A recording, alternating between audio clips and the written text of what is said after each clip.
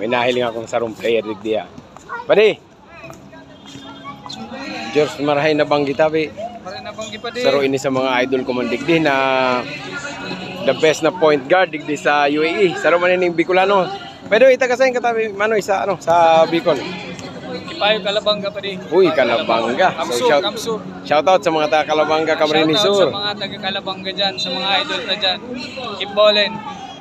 Balita ko Manoy, dati ka daang varsity. Sa anong school po ini? Sa kang high school or college? High school and college. High school, Ateneo tapos college sa USI. Ayun. Vincentian.